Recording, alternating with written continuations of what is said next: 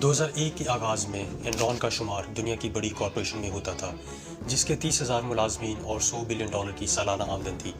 लेकिन साल के आखिर तक एनरॉन ने अब तक के सबसे बड़े दिवालियापन होने का एजाज़ हासिल कर लिया था, जबकि इसकी फर्म आर्थर एंडरसन, जिसका शुमार बिग 5 ऑडिटिंग फर्म में होता था, इस स्कैंडल से जुड़े इसे भी अपने हिस्से की जलालत का सामना करना पड़ा कि कैसे एक ऑर्गेनाइजेशन जिसकी वैल्यू $70 अरब थी और मुसलसल 6 सालों से जिसका शुमार Forbes most winning innovating corporation में होता था, किस तरह सिर्फ चंद महीने में इसे बैंकरप्सी का सामना करना पड़ा। ये सब कैसे हुआ, आइए हम इसकी तफसील में चलते हैं। 1985 में एनर्जी फर्म इंटरनॉर्थ और utility corporation Houston natural gas के इंजमाम के नतीजे में एनरॉन मार्ज़ वजूद में आई। अमेरिकन किनले को इसका सीईओ और अजीम आर्टिस्ट पॉल रैंड, जिसने IBM, UPS और ABC कॉरपोरेशन के लोगो डिज़ाइन किए थे, अब इसने एनरॉन का लोगो डिज़ाइन किया। 80 और 90 की दहाई में एनर्जी कॉरपोरेशन को नुमाया डीरेगुलेशन का सामना करना पड़ा, जिसकी वजह से इनकी कीमतें इंतहाई उतार चढ़ाव का शिकार हुई। और ये यकीन था कुछ भी मुमकिन हो सकता है, क्योंकि ये कॉरपोरेशन 1987 के ब्लैक मंडे के बाद बुल मार्केट में सवार हुई। एनरॉन ने अपने मुनाफा में इजाफा करने के लिए अपने ज़ेर साया एक और subsidy company Enron capital and trade 1991 में खोली और जेफरी स्किलिंग को इसका सीईओ मुकर्रर किया। स्किलिंग ने कॉरपोरेशन के अंदर mark to market accounting operation की निगरानी की। इस प्रैक्टिस का मकसद एहसासों की कीमत का तयन करना था, जो कि बेस करती थी फ्यूचर की कीमतों की प्रिडिक्शन पर, ना कि हिस्टोरिकल प्राइस की बुनियाद पर। इन शॉर्ट, एनरॉन को इस बात का हक दिया कि वो अपने मुनाफे का खुद तयन कर सके। ये सोचे समझे बगैर कि वैल्यूएशन मॉडल की दुरुस्ती का जवाबदेह ठहराया जाएगा। इस ऑप्टिमिस्टिक एस्टिमेट्स की बुनियाद पर 90 की दहाई में एनरॉन की आमदन आसमान की बुलंदियों को छूने लगी। फिर सन 2001 में इसे काम करने के लिए फॉर्चून की बेहतरीन कॉरपोरेशन के तौर पर नामजद किया गया, क्योंकि इसके स्टॉक की कीमत $90 फी शेयर पर पहुंच चुकी थी और इसके डायरेक्टर ने मुस्तकबिल करीब में मज़ीद मुनाफे की पेशगोई की। ये बात यहाँ ख़त्म नहीं हुई। एनरॉन ने अमेरिका समेत बैरूनी ममालिक में करोड़ों डॉलर के मंसूबों में सरमायाकारी की हुई थी और एनरॉन ने ये नुकसानात ये कहकर छुपाने में कामयाब रही कि इनका प्लांट जो शुमाल मशरिक बरतानिया में है, इसकी एसेट वैल्यूएशन गलत तरीक़ाकार के तहत की गई थी। एनरॉन ने फैसला किया कि अपने कैश फ्लो के मसाइल को हल करने के लिए अपनी SPV कंपनी, जो एनरॉन की सब्सिडरी थी, इसे रकम उधार लेगा। ये SPV खास मकासद के लिए बनाई जाती है। अगर एनर्जी कॉरपोरेशन फाइनेंशियल क्राइसिस के अंदर मुब्तला हो तो कर्ज दहंदगान के लिए अपनी रकम की वापसी नामुमकिन हो जाती है।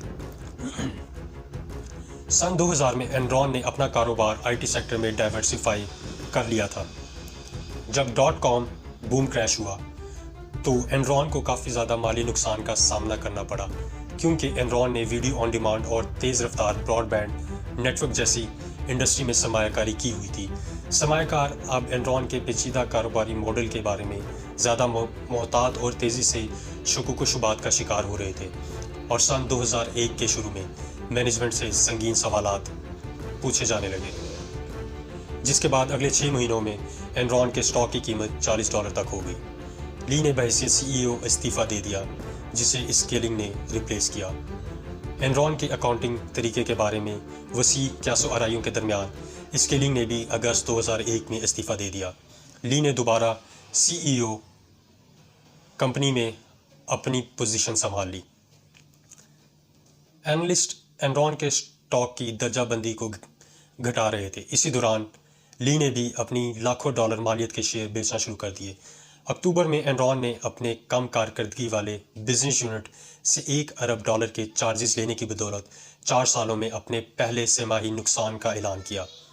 अब SEC ने भी बाकायदा तौर पर एनरॉन की फाइनेंशियल स्टेटमेंट की बाज़ाब्ता छानबीन शुरू कर दी। नवंबर के दौरान एनरॉन ने एक खौफनाक इंकशाफ किया।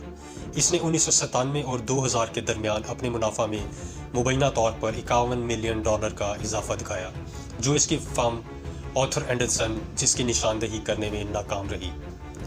और एनरॉन के 20,000 मुलाजमीन के सेविंग प्लान को भी 30 दिनों के लिए लॉक कर दिया गया। एनरॉन का अपने क्लोज कंपेटिटर डायनेजी के साथ मर्जर का प्लान हुआ, लेकिन इन खदशात की वजह से इसे मंसूख कर दिया गया कि एनरॉन के ऑफ बैलेंस शीट डेट में अभी भी शफाफियत का फुकदान है।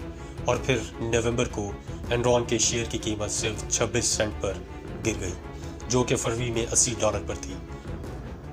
फिर एनरॉन ने 2 दिन बाद 2 दिसंबर को दिवालियापन के तहफ़्फ़ुज़ के लिए दरख्वास्त दायर की।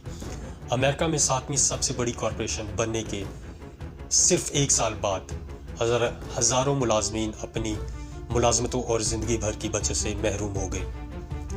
बिलाखिर शेयर होल्डर ने एनरॉन के साथ माली मामला तय करने वाले इदारे JP मॉर्गन, JCD ग्रुप जैसे बैंकों पर मुकदमा दायर किए। बाद में $7.2 बिलियन रिकवर हुए, जिसमें से 1.5 मिलियन मुतासरीन के दरमियान तकसीम किए गए।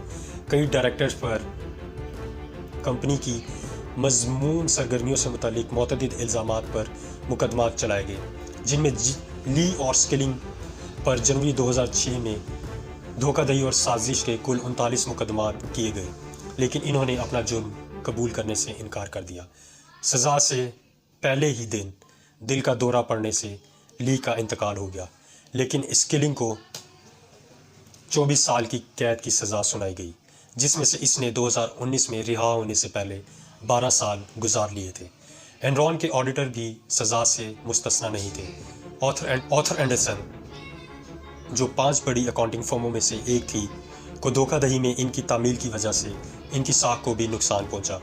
SEC से मुतलका दस्तावेज़ात को तबाह करने के कसूरवार पाए गए, जिसकी वजह से इनका ऑडिटिंग लाइसेंस मनसूख हो गया और फर्म को बंद करने के सिवा कोई चारा नहीं बचा। इसलिए बिग 4 अकाउंटिंग फर्म जिनका आज हम नाम सुनते हैं, इनमें ऑथर एंडरसन का नाम शामिल नहीं है, लेकिन इनकी एक कंसल्टेंसी ब्रांच आज भी एसेंचर के तौर पर काम कर रही है। इस संगीन क्रिमिनल नेग्लिजेंसी के बाद अमेरिका की सेनेट ने मुस्तकबिल में दोबारा ऐसे वाक़यात से बचने के लिए बहुत सख्त कवानीन नाफिज किए, जिनमें से एक सर्बैन-ऑक्सले है, जिसका मकसद कंपनियों के लिए ऑडिट रिपोर्ट की निगरानी के लिए बोर्ड तश्कील देना और इस बात पर सख्त कंट्रोल रखना कि ये ऑडिटर क्या खिदमात फराहम कर सकते हैं। अब से ऑडिटर अपनी फर्म की गलतियों से लाजमी की दरख्वास्त नहीं कर सकते। बिलाशुबा एनरॉन स्कैंडल के असरात आज भी फाइनेंशियल इंडस्ट्री में महसूस किए जा रहे हैं। शुक्रिया।